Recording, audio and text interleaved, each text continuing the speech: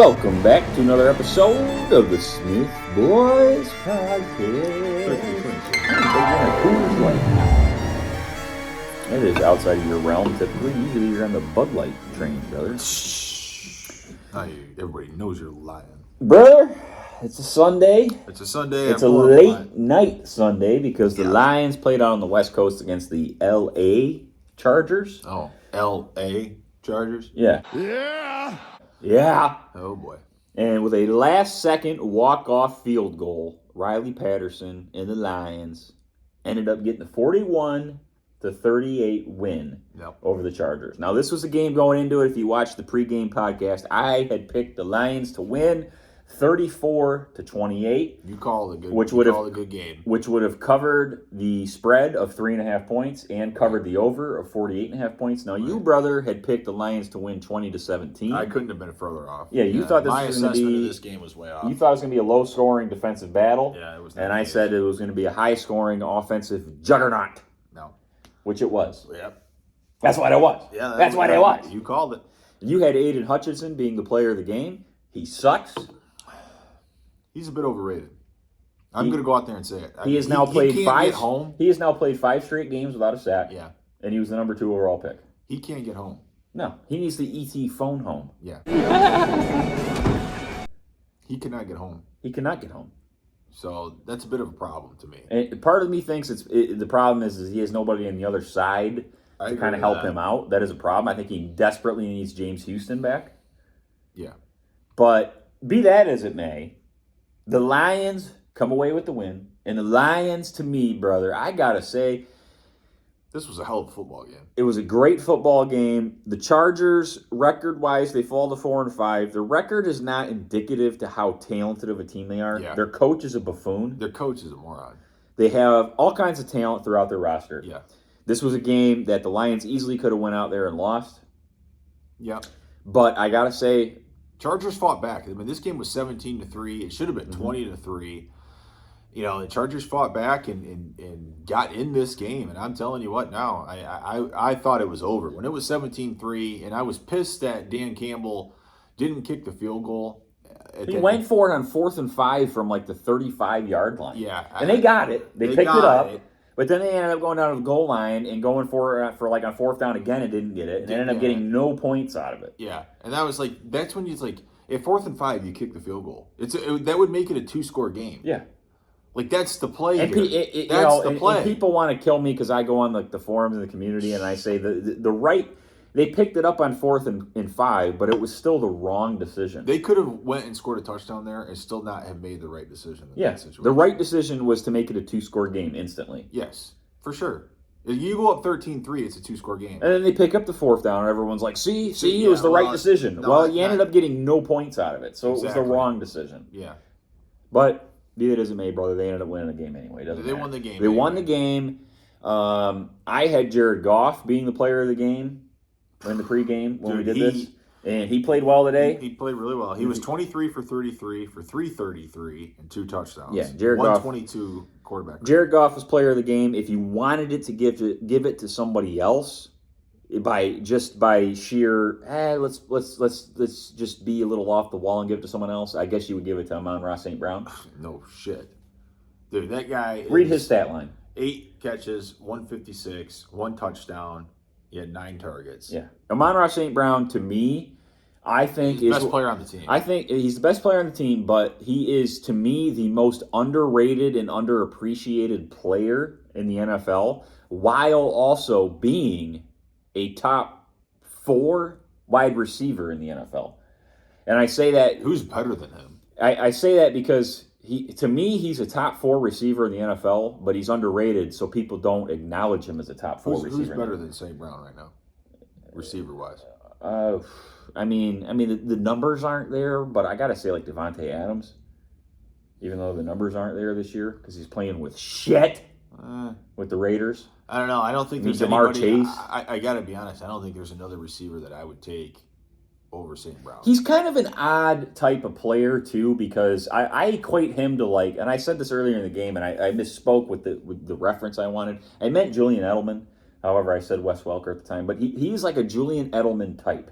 He's not going to stretch the field for big, huge plays, big, huge chunks, big scoring plays. He's like a guy between the 20s. He extends drives like nobody's business. He's a guy between the 20s that is going to consistently get open and move the chains. And then when you get inside the red zone, he's not really the target in the red zone. Mm-hmm. Although he did have a touchdown today when he caught that bubble screen and ran it in for a touchdown, which was kind of like a nice designed little thing. It was kind of a fluky little thing. It's not something you really draw up all the time in the red zone. It just happened to work that time. Yeah. Because he's only got like 4 touchdowns on the year. Yeah, that was it. That's what they said. It was his fourth receiving touchdown. But he is a guy that can easily catch 100 to 110 balls. Easy. And have, 1,400 yards. 1,300 yards, 1,400 yards receiving, and constantly probably lead the league in third down receptions that lead to a first down. Yeah.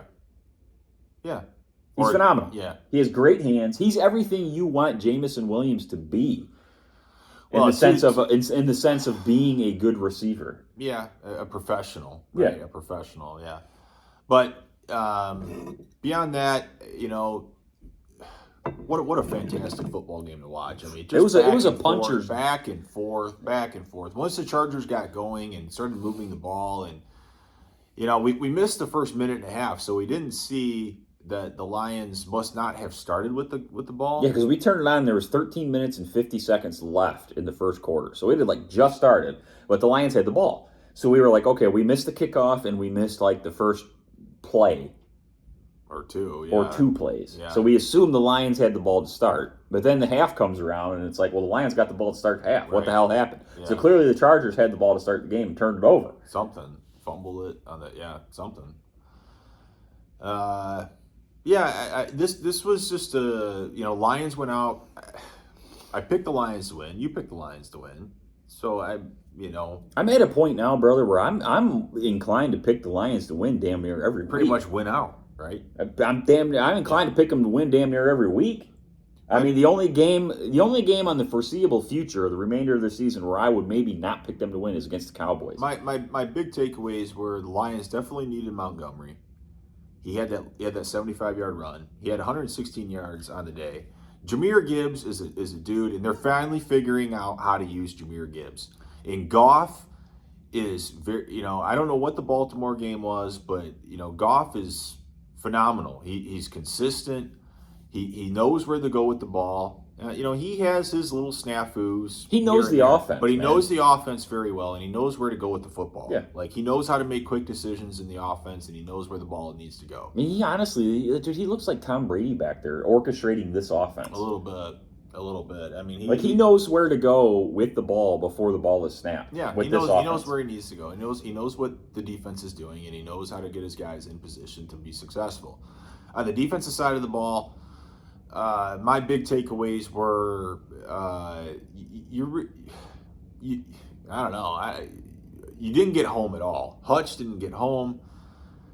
There were some pressures. I remember one in the third quarter where he was chasing, Herbert around, and Herbert was coming towards the near side of the field, and it was third down, and he threw it. Mm-hmm. This was when Chargers were driving there towards the Lions touchdown or Lions end zone.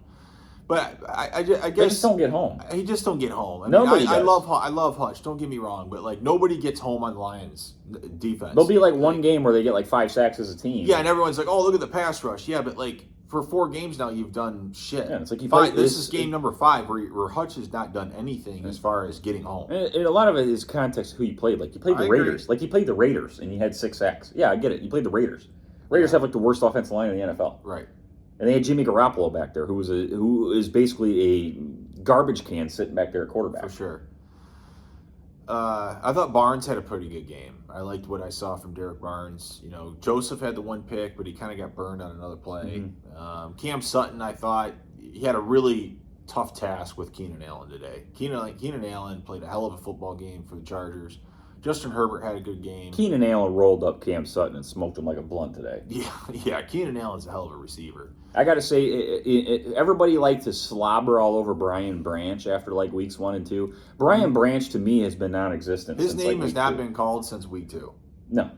He had the interception, the pick 6, that he was just kind of Johnny on the spot, really. Yeah. against the Chiefs, Yes. and he had the week 2 where he blew up a couple plays or whatever. Yes. If it was week 2, I think. Yeah, that was Against against Seattle. the Seahawks, he like kind of blew up a couple plays, and then he was out for a couple weeks with the dinged up injuries and stuff. He has But not like been the same. since he's back, like he's just like I don't see it. Like He's non-existent. And I'm a Brian Branch guy. Check Yeah. the hat, okay? Like I would love nothing more than Brian Branch to be a guy, and he was the first couple weeks, but he has been just he's a jag. Well, He's just a guy. He is, but I came into this game thinking that Jack Campbell ain't done shit. no, but I came into this game thinking that the offensive line was going to have a really tough task with Bosa and Mack, and the offensive line was phenomenal, No, man. offensive line had no it was problems. phenomenal. No problems. The running game was phenomenal. I didn't hear Bosa. Did Bosa even play today? I didn't hear his name called. Mac at all. played, but Mac didn't do shit. No, Mac didn't do I don't know if anything Bosa either. even played today. Well, brother, we're looking ahead now to Chicago. Then you got Chicago and then Green Bay. The Bears, Yeah. You got 2 divisional opponents between now and Thanksgiving. Chicago. You got Chicago this coming Sunday, then you got Green Bay on Thanksgiving. Lions should be 9-2 by Thanksgiving. 9-2. Have you ever seen a Lions team 9-2? I can't say that I have. Maybe it's happened at some point, but it's never happened to the. It's never happened to the to be extent. this real. Yeah, it's never happened to the reality of this team. Like I look at this team every week, and I'm like, dude, this team could win a Super Bowl. It could. Like if It this could. team could play anybody on any given week And win. Now the Baltimore game, we kind of killed them on that, but I'm looking back and I'm like, dude, that game it was just an anomaly. They were not prepared. They went on the road to Baltimore. Baltimore embarrassed the Seahawks too a week or two ago. Yeah. And I don't know. That game was just an anomaly at this point. I don't really get it. They laid an egg. They kind of pressured Lamar. They kind of hurried him a little bit, made him run out of the pocket, but Lamar did Lamar things and looked like a superstar. Lamar looked like shit today. Yeah. When you look at his stats today, he didn't do anything. Yeah. So it's kind of like it's just another weekend in the NFL. There's no rhyme or reason. It don't make a whole lot of sense. I agree. But in the grand scheme of what we've seen now through 9 games, I would put the Lions up, and I can't believe I'm even saying this, brother. I could see the Lions beating any team in this league. We saw them beat the Chiefs. Yeah. The Eagles is going to be the tough challenge to me. That's an NFC title game potential that I see. It's the going to be Niners. The Niners, I think, are beatable. And Brock Purdy does not scare me. The Niners have They look good fallen. today. They annihilated the Jaguars. I know. And Jaguars are pretty good. Yeah, the Jaguars are good. But there's certain parts of the Niners game where I see they are weak. If you can get to Brock Purdy, Yeah. you can win that The game. team that scares me is the Eagles. The Eagles are good. The I think Eagles? the Eagles, the Eagles are really good. Yeah, Eagles are good. Yeah. The Chiefs are always going to be scary. I think if you play the Chiefs again, I don't know if you I beat don't them. think you beat them. If you played them again when they have Kelsey and Jones, I don't know if you beat them. But I would not rule you out of beating them. Yeah. I stack the Lions up against anybody in this league to beat them right now. Yeah. The Lions look like it's all damn near, brother. It's every time they get the ball, I think that they're going to go down and score a touchdown. Yeah. Whenever It's their got back that is against the potential. wall, I'm thinking the Lions could go down and score a touchdown. Sure as shit, they go down and they score something. They score a field goal, they score a touchdown. They move the ball at will. They have no problems moving the ball. They have no problems creating points for themselves. And they left some points on the board. They left 3 points on the board today because Dan Campbell, when we talked about it a second ago, decided to go for it on 4th and 5 from like the 30-yard line and picked it up, moved the ball down to the goal line, went for it again on 4th down, didn't get it, and ended up getting no points out of that. So you end up getting that 3 points, and then the 3 points at the end of the game, they would have won by 6. Now, be that as it may, whatever, it doesn't matter. But say the Chargers did end up getting the ball back, the Chargers now would have needed to go all the way down the field to score a touchdown to win the game versus a field goal to win the game or tie the game. All that stuff kind of adds up in the grand scheme of the season. You got to the fact that he went for that, we were immediately going like, this is, even if they pick this up, it's the wrong decision. Yeah, we hounded that in here at the house, like. And it turned out to be that. the wrong decision. Ball don't lie. And then there was the time it was there was like a drive or two later. They went all the way down the field and they got down to the goal line, and then it got to 4th down. It was 4th and goal from like Gibbs, the 1. and Gibbs got it. It was like 4th and goal from the 1, and people were like, "Oh, you think this is the wrong decision now?" And I'm like, "No, this is totally different. Yeah, it's one is different. 4th and goal from Yeah. your own 1-yard line. Yeah. The other is 4th and 5 from the 35-yard line. Yeah, They're totally different scenarios." yeah. No, it's, You give me 4th and 5 from the 30, I'm kicking the field goal. You give me Yeah. 4th and goal from the 1, I'm probably going to go for it. Yeah, I'm going to go for it. Yeah. And so Because I'm going to turn the ball over. They're going to have it here at the 1 yard line. They got to go 99 yards. They're not going to go 99 yards. And there's a good chance where I can get a safety or cause some type of chaos, and I get something good happens. Yeah. So there is some Yeah. gray areas there with the coaching. I like Dan Campbell's firiness on the sidelines when they do. He's pick got up. some cojones. I mean, he's got some sure. stones. For sure. There ain't no doubt about that. He's got some stones. I don't know how much brains he's got though. With sometimes some of the decisions he makes. Is he a Viking idiot?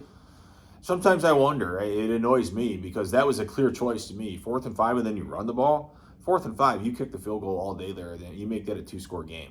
And then this game isn't even that close here. We didn't even mention that. It was 4th and 5, and they ran it. Yeah, they ran it with They Montgomery. ran it with Montgomery. And they really picked it got up lucky because Ragnow and Laporta ran in there and kind of pushed pushed the forward. pile. I do So- want to give a little shout out to the bum of the show that we like to crap on, Jameson Williams. J-Mo made him hell of a Had a black nice on, little game today, had some catches on some targets, and then he sprung a touchdown run from Montgomery when he was able to turn on the Jets and get down there and get a key block that led to Montgomery scoring a touchdown. So shout out to J-Mo. We're at least I am. I'm objective when it comes time to be objective. He had a nice game today. Yeah. He caught the ball when he was targeted, and he But made the a nice great block. the problem is still going to go back to the fact is that you drafted him 12th overall. Yeah, that's a problem. That's something that you should be able to get out of a guy that you drafted 133rd overall. Yeah, 100%, brother. So, no argument there. So, like, there's context to it that people don't want to get into. Yeah, I drafted him 12th overall. He should be Jamar Chase. Exactly. That's the whole freaking point. And He should be Jamar Chase. Yeah, and he's not. No, He's not Justin Jefferson. He's not Jamar Chase. He's not even Amon-Ra St. Brown, who was drafted like 133rd overall. Yeah. So, Bears next week. That's another win. Easy win. We'll do a pregame pod on that coming up probably this next weekend or something. Yeah, and then next week we got a short work week. Thank God. We only got 3 days, so we're only working 8 out of the next 10. Thank God. Yep. Should be a good couple weeks for the Lions fans out there. Yeah. Lions. I got my Raiders on tonight playing the JETS Jets. Raiders could get to 500 tonight, brother. Well, Got Antonio Pierce a coach now. There he is, right there, the Yeah. man. Antonio Pierce turned the Raiders around, brother. Is Aiden O'Connell playing? Yeah, O'Connell's playing. Hell yeah, he's going to play. He's the best quarterback in the league. Well, wait till next year when you guys draft J.J. McCarthy. Not after the Penn State game. Oh, I need my quarterback to throw the ball more than 8 times. Hey, you can still win the game. Boa constricted. All right, brother. And everybody out there, until the next one, next week, we'll do a little Bears-Lions podcast. Until then, Smith Boys, out. You are. Yeah, shut up, honestly. You're gonna, you know what? Next summer you're gonna be wearing your spring.